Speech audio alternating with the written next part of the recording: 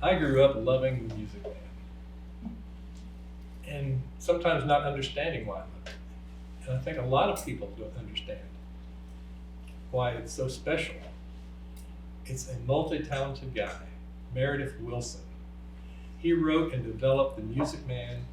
He set it in his own home state to celebrate his home state and the crazy grouchiness of a lot of its people. Rife with strong-willed personalities and colloquialisms.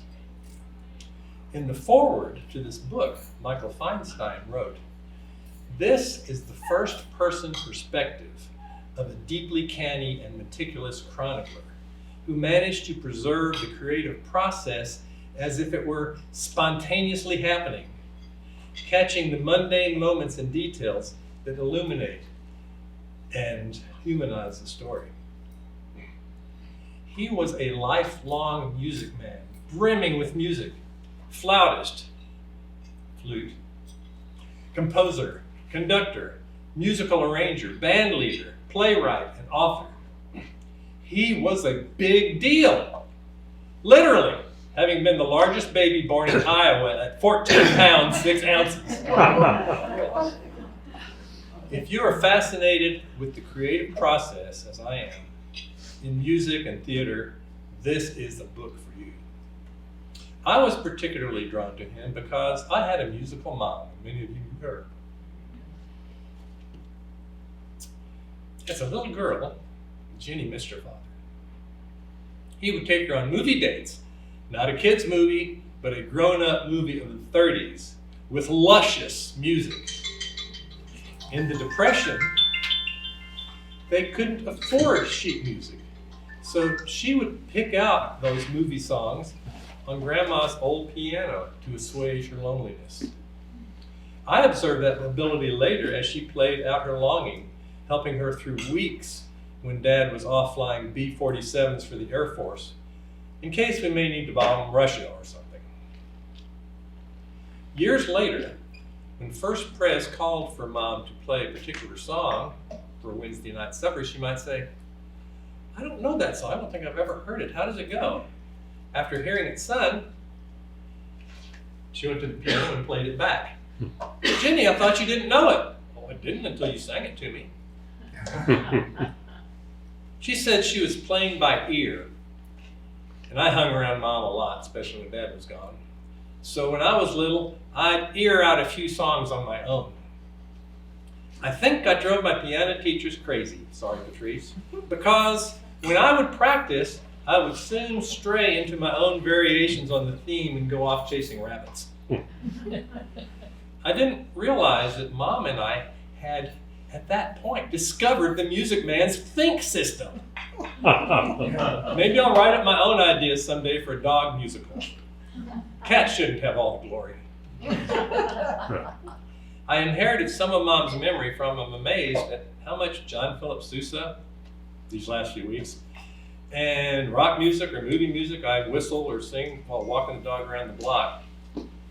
This book also links to my last book review last year, wherein Lila Cockrell wondered if her passionate love for John Philip Sousa's music came from the concert she heard in utero the evening before she was born. Meredith Willson may have been there because he played with John Philip Sousa in 1921. And also Toscanini, New York Philharmonic, and wrote all kinds of notable film music. It's just that he wrote the music, he wrote the script, he wrote the everything for Music Man.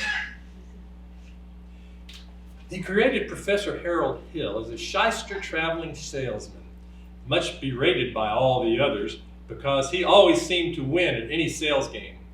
Set in his home state of Iowa, he captured their mistrust and the locals' colloquialisms. Over at the store, over at my house, we can do this or that.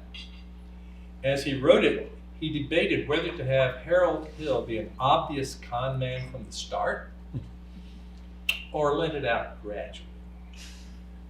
Nah, be obvious. The change would be more dramatic.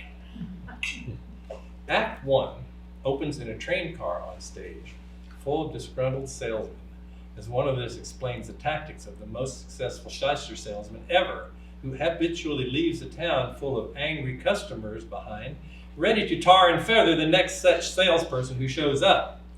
He calls himself a music man. Well, what's wrong with that? He don't know one note from another. That's what's wrong with that.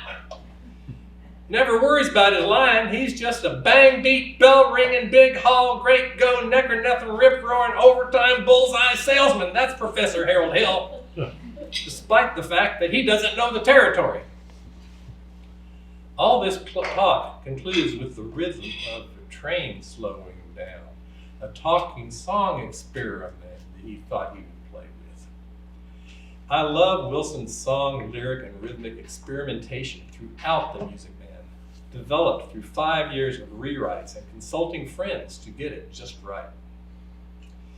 By this time, they're all worked up, wanting to lynch this rascal if they ever find him. The train slows to a stop, and the only silent passenger on board gets up and says, "Gentlemen, you intrigue me. I think I'll give Iowa a chance." And he quickly leaves. You read on the side of his huge suitcase, Professor Harold Hill.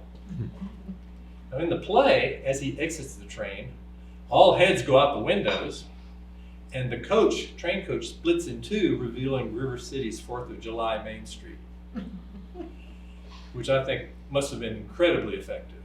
Full of chip on the shoulder Iowa folks out in force, with blunt responses to any question.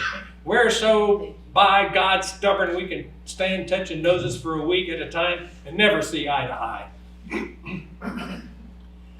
First off, you got to find a hook, a reason to draw folks to your boy's band. He runs into Marcellus, an old pal, and asks what's new in town. "The new pool table has just arrived at the billiard parlor." "Never had a pool table before?" "Only billiards." That's his hook. It'll corrupt the kids by getting him in the bad element. Easy to put the ball in the pockets instead of strategic billiard play. He gathers a crowd and preaches. "You got trouble, my friends, right here in River City. Trouble that starts with T and rhymes with P and stands for pool. Your kids will start using phrases like swell, and so's your old man.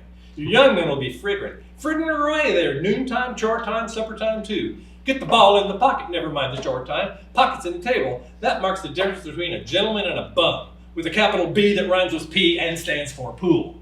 The whole crowd commences singing the chorus, "Trouble, my friends," like a high-powered religious revival.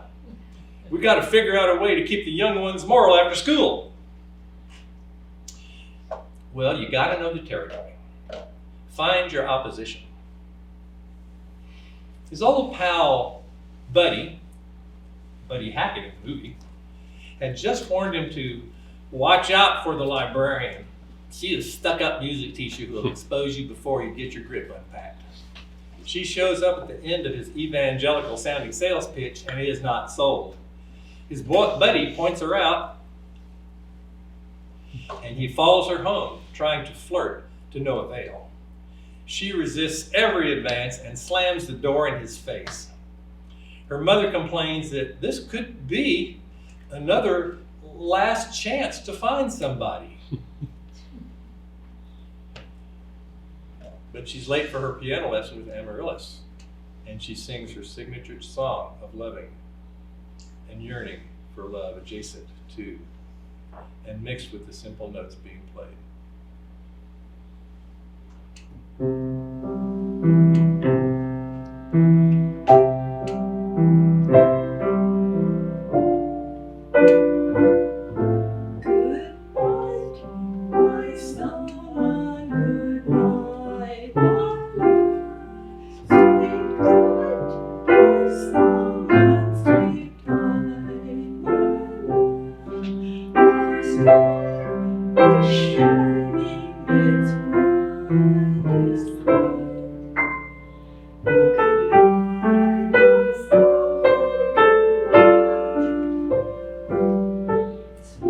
Dreams, sweet dreams to carry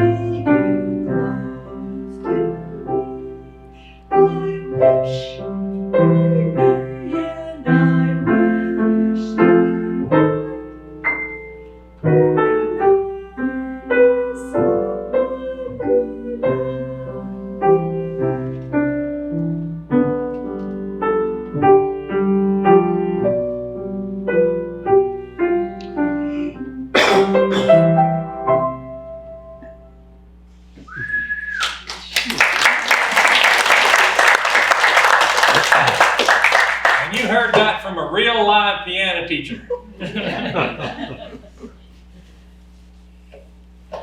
Marion has other problems. She became librarian because she befriended the local lonely rich man who nobody else liked. Seems like that's a habit in that town. He gave the town the library, but gave her all its books. So she became the target for gossip by the stuffy hens of the town, who were later featured in a poultry-themed song, chick, chick, chick, and you have hens going around, and then you have them going around. He just loved playing with all the different things you can do with this movie, who later are featured in that. In the morning, she is confronted by Mayor Shin's wife at the library for having nasty books in the library, like Balzac. It appears that many of the citizens are disgruntled at each other. I guess because they're in Iowa. I guess if I were in Iowa, I may be disgruntled too. I like it here. Harold Hill has a keen understanding of human nature and is pushy about it. When he tracks Marion down at the library, he tries to appeal to her in song. Marion, Madam Librarian, and gets everybody in the whole library into it, disrupts the whole atmosphere of the library with the building-wide dance sequence of all of its customers, some of them sliding down the circular rail on the steps and doing everything you're not supposed to do in a library. His path to her heart will be by helping her little brother Winthrop. Played in the movie by Ron Howard, Opie from the Andy Griffith Show. He eventually grows up to be a fabulous film director. Sorry, but that's real life. Back to the music. Meredith Willson planned to make him a spastic kid, which seems insensitive wording, and I don't know that it would go over well. Instead, Winthrop is embarrassed by his distinctive lisp. He hates to say Amaryllis, that's the student that is playing with his mother, because he lisps it as Amaryllis. She laughs and he cries. Later on, he'll sing a Wells Fargo song, "It's a coming round the bend, I hope it's bringing something special just for me." Instead of playing a confidence game on Winthrop, Harold helps him as a special friend and mentor, demonstrating that Hill is being touched by humane instincts, losing some of his habitual manipulative nature to build people up through music. I love the way Wilson plays with rhythm, harmony, melody, magic throughout. He develops songs to be sung together, like his theme, 76 trombones in 6/8 time, and her theme, Good Night, My Someone, in 3/4 time. Do the math. The timing works out so they can fit together.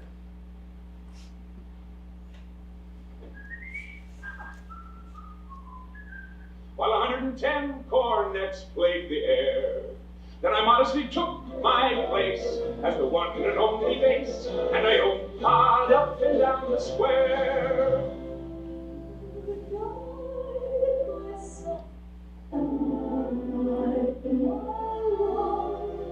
With 110 cornets right behind. Our star is shining, its light is light. There were horns of every shape and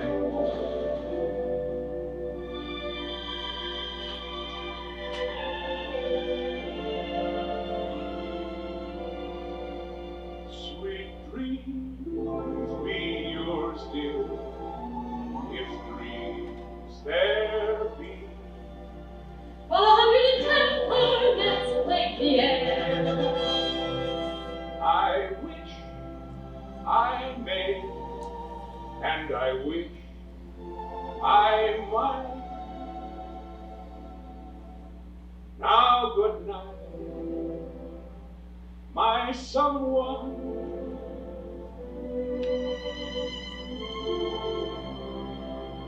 Good night.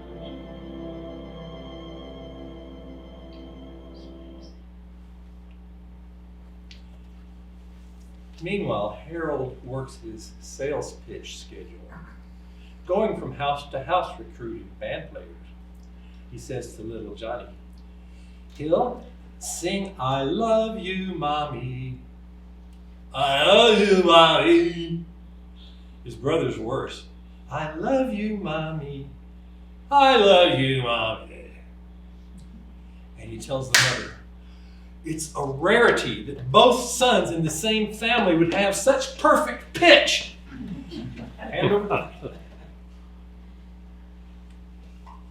But he subtly changes as he makes special relationships. Long ago in high school, my English teacher told us that a story becomes more profound as characters learn and change for the better when they relate to one another, and maybe even to music. I think that's the kind of story and change we need today. Maybe unifying kinds of music would help, like when he draws out Winthrop. And the cantankerous members of the school board who keep pressing him for credentials to have very nice, he realizes they have very nice voices. In a later scene, Tommy Gillis, the high school troublemaker who set off firecrackers in the gym during a public assembly about the pool table, scaring the mayor's wife almost to death, he realizes, though, that Tommy is inventive and kind of a leader. He just needs a little redirecting. "Tommy, have you ever experimented with perpetual motion?" "Yeah, I almost got it a couple of times." He gives him an assignment to create a left-handed piccolo music holder and pairs Tommy up with a pretty girl. "Here, get her some ice cream." The mayor's daughter. Oops. He tells all at an assembly that a River City boys band for the youth will trump a pool table. "Akin to the electric thrill I once experienced when Gilbert Liberate, Pat Conway, the great creator W.C. Hardy, and John Philip Sousa all came to town on the very same day." And sings.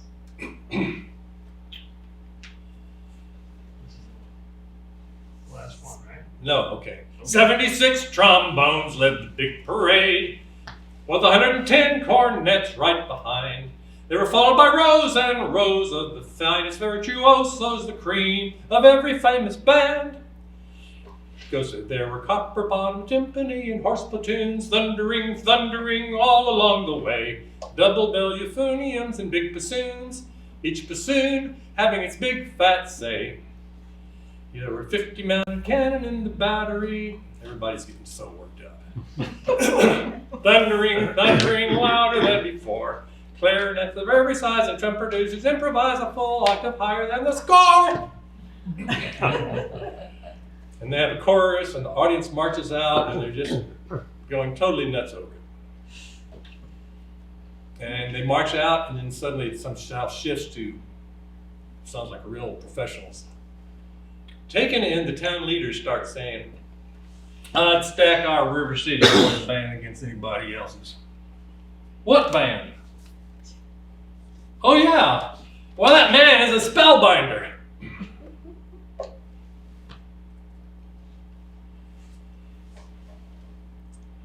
Hill sees promise in Tommy Gillis, as I said. He has him set aside to invent that piccolo holder. The evening of the 4th of July party, all of this happened on the 4th of July. He steps off the train seeing 4th of July flags and everything. And there's a very contrary school board who challenges Professor Hill for his credentials. Ewart Dunlop says, "Just a minute, Professor Hill. We'd like to have your credentials. We're the school board." Olin Brett, "We need academic certificates." Oliver, "Nothing of the kind." JC, "We need letters and papers." Second tenor, bass, middle, highest. He notices they have great voices and asks them to sing Ice cream, one at a time. Ice cream, ice cream, ice cream, ice cream. And while they're doing that, he sneaks off to a group of ladies and tells them, from now on, you'll never see one of these men without the other three. Eulalie says, oh, Professor, you're wrong. They've hated each other for 15 years. Meanwhile, they're singing a gorgeous chord behind his back, ice cream. Professor Hill immediately gets them singing Barbershop Quartet. Mystified, tell me what can be fair in farewell, dear, while one single star shines above.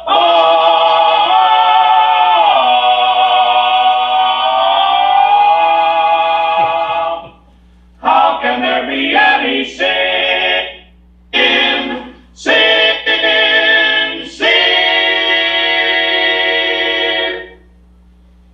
Aren't we sincerely in love?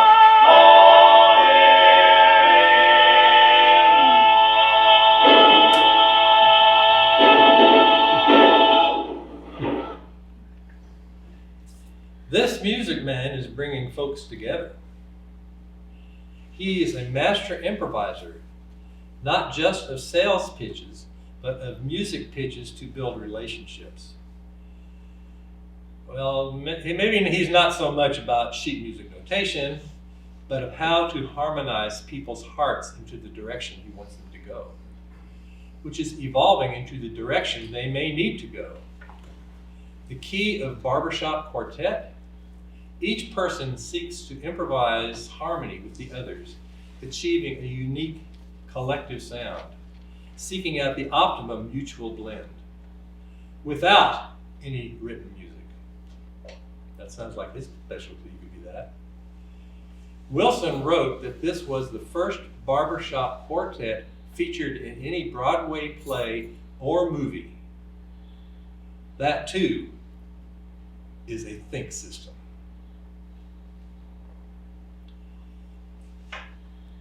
He uses the think system on the band. Mom called it playing by ear.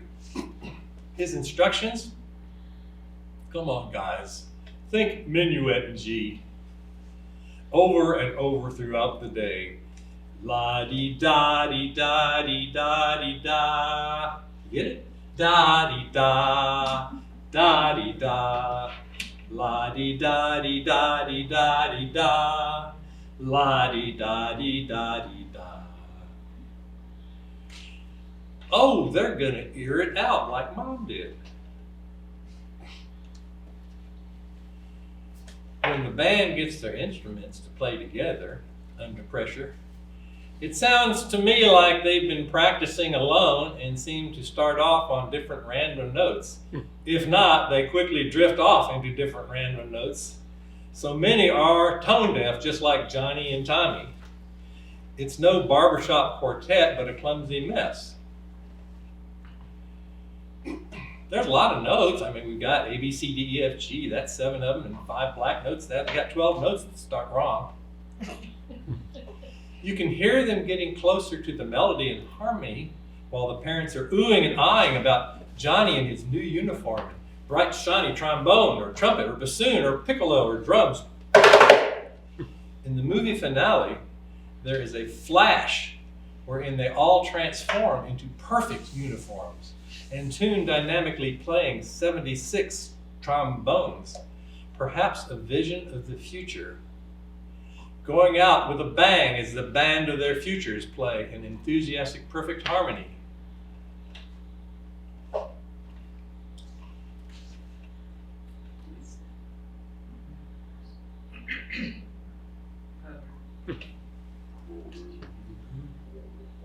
Think, men.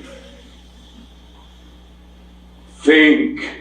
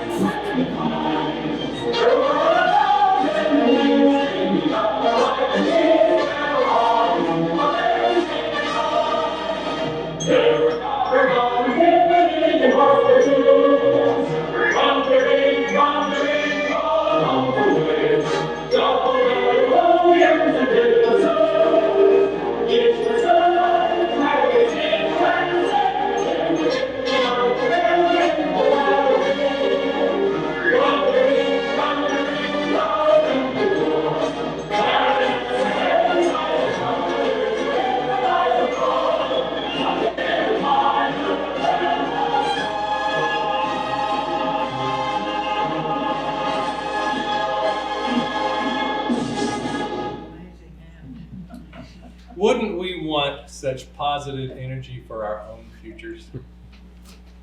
Work hard to seek out what is right for you and for those you care about. You don't have to be a perpetual rule follower to seek harmony with those you care about. Just be a good listener so you can hear and help create the harmony we all need. Harold, he didn't read the music, he just eared it out. His salesmanship depended on a deep understanding of human nature. To snooker us, or to help us find our way, or both. I believe he used the think system both ways. And we do too, as we try to influence people to our will or to realize how to find their own bliss or salvation for all of us, even amidst these trying times. The end.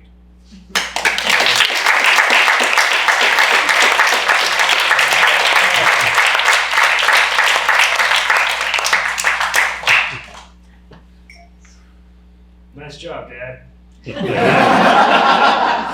Thanks, Will. Thanks, Patrice, for the nice job here and there. Yeah.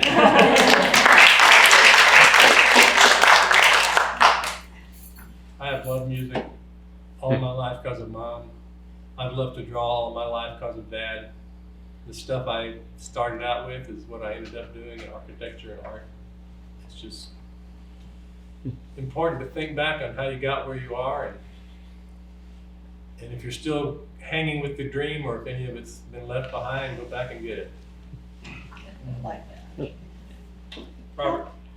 Our next door neighbor is Alamo Heights High School, and they're blessed with a brand new, beautiful stadium with a big jumbotron to show the close-up of the players. And then, of course, their great music department. And I've noticed over the years that many of the attendees were coming not for the football, but for the music. There was a large portion of the audience that were there because they had people that were involved in the band or the dance team or the drum majors. And I have one of my granddaughters that plays the saxophone and is a senior at Alamo Heights this year. So we were blessed with being able to come over for the last 3 wonderful Friday evenings where the Mules were playing in the beautiful new stadium over there. And I've got to tell you, it is absolutely exciting and beautiful.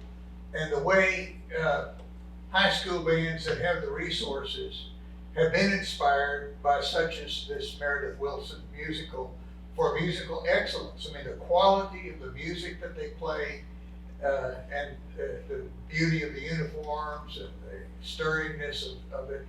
Then, oddly, Sunday night, I heard a bunch of drumming and music just a few days ago, day before yesterday. And I thought, what's going on? They got the lights on. What are they making these people come back and play Sunday night? Well, it wasn't the Alamo Heights band. It was the Friendship High School band coming down to compete in the band thing at the Alamo Dome from Lubbock. It's a big high school from Lubbock, Texas. They'd come all the way down, and they had a huge band and a huge entourage of buses and beautiful instruments and all of that. So, I mean, our world is filled with absolutely lovely, stirring Friday evening high school football culture. It's just really quite remarkable. I really encourage that. I have a son who happened to be playing the drum in the band, and whenever the team would win, or maybe if they lost, he would lead as many of the crowd as wanted to follow all around the school grounds to snare drums. Will. Bill, I grew up in Iowa, so I can relate to some of that. But it was so funny because we were a concert band in my high school, and we'd go to contests every year, and usually we would win first or second. And it was always a big competition from all the small high schools. And but anyway, every year at Memorial Day, we would march to the cemetery, and it was so interesting to see us all march because we would have to take lessons beforehand on how to stay alive, and we all start on the same foot. But what was really funny was we didn't have a drum major or anybody to lead us. So I don't know quite how it happened, but I ended up with a baton marching the band down to the cemetery. And that was my big experience of marching band.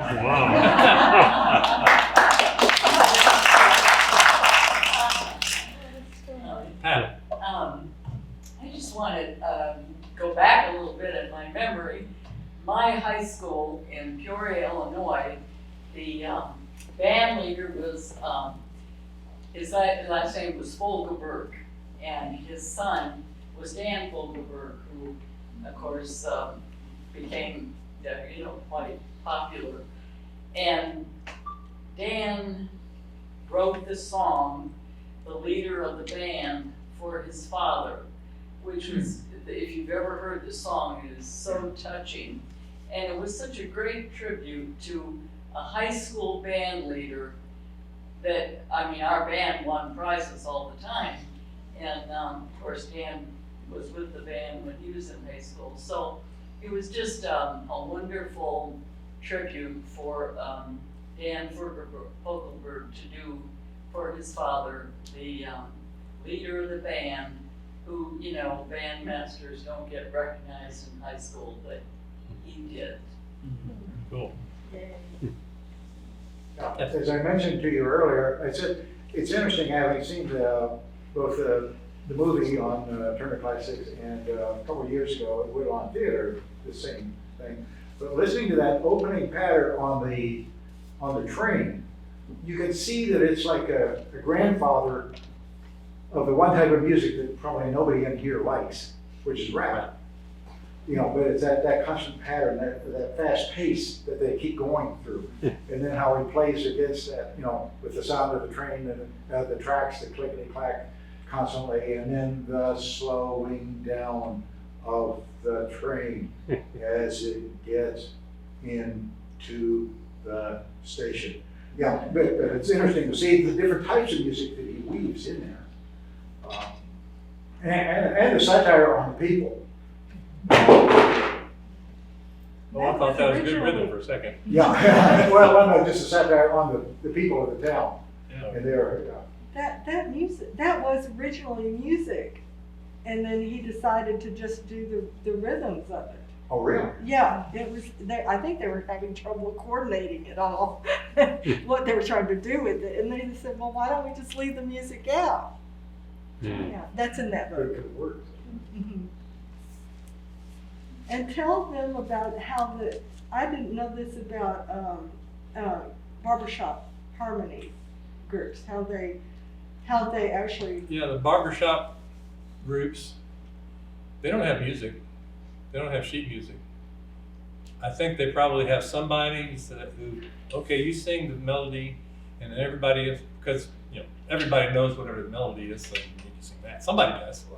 And everybody else just fits in wherever they want. They don't have sheet music. They just put in whatever notes seem to work, and then the guy beside you comes in with his part that supports from beneath, and then the other one is up at the top of everything. And they just work it and work it and work it, and they have barbershop quartet contests and everything else. And that's got to be the epitome of the think system.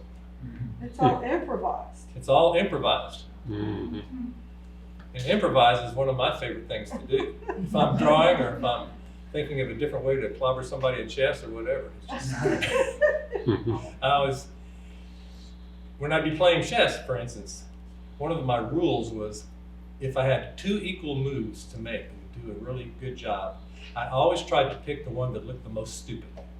And this other guy would call his people over and say, "Look at this!" And then I'd take his queen.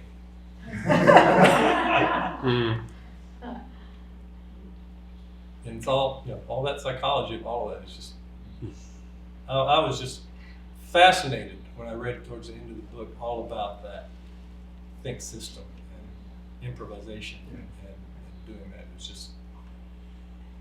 It's a great way to get together, and I think there are a lot of churches that do that and improvise and hallelujahs and everything else, just building up the momentum. A couple of weeks ago, Bob in his sermon was talking about music, or dedication. And I can't remember exactly how he phrased it, but it was like words tell us things, but music tells us how to feel about it. And the types of music that go through this one illustrate it so well. We do respond to the emotion of something through music, More so than just the words. more so than the words. We've got a great improviser here with Dr. J. Ha. Yeah. I mean, when we had 3 services, I would usher the first, and someone would sing, and he would, usually about once a quarter, he would improvise on a hymn. And you could get 3 completely different versions of the same hymn. In the 3 services. Yeah, and a different one in each service. But, I think that's just terrific. yeah, it's just, I was thrilled when Jay Ha came and we were doing South Pacific or something, and Rodgers and Hammerstein music, and I think it threw him off a little bit to try to play something from Rodgers and Hammerstein, because it was just different, or it just, but he's just become so good.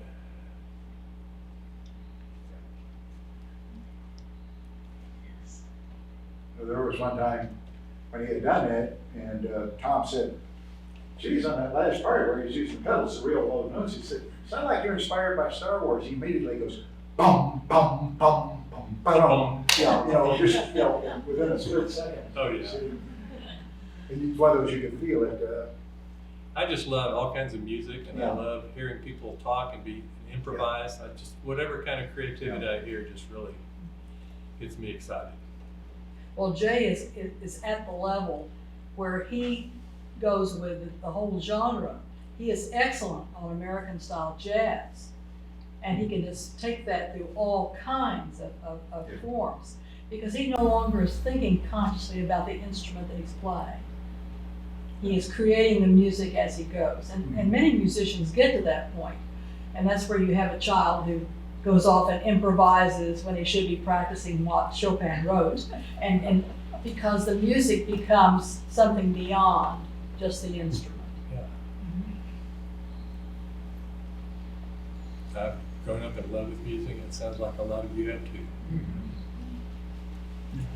Thank you so much, Bill.